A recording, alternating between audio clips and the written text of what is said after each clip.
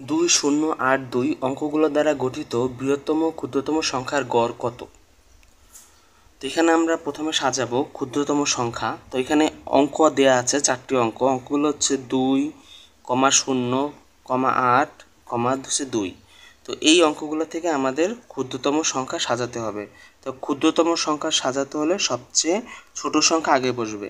তাহলে এখানে সবচেয়ে ছোট সংখ্যা হচ্ছে 2, 0, কিন্তু আমরা 0 আগে দিব না, 0 পরে দিব, একটা অঙ্কের পরে। তাহলে এখানে প্রথম হচ্ছে 2, তারপর 0,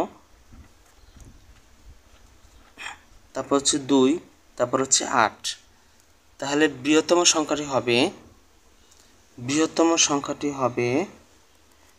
সংখ্যাটিতে সবচেয়ে বড় সংখ্যা আগে বসবে, তারপরে ছোট সংখ্যা 2, 2, 0।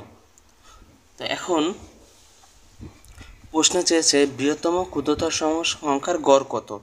তাহলে গড় বের করতে হলে আমাদের এই দুইটা সংখ্যার যোগফল, এই দুইটা সংখ্যার যোগফল হচ্ছে 10,248। মানে এই দুইটা যোগ করে এখানে 248 পাই। আর এখানে সংখ্যা দুইটা, তাই এখানে 2 দিয়ে ভাগ। তাহলে ভাগ করলে এখানে আমরা পাই 5124। তো এই ক্ষুদ্রতম বৃহত্তম সংখ্যার গড় হচ্ছে 5124। তো এখানে 5124 হচ্ছে উত্তর।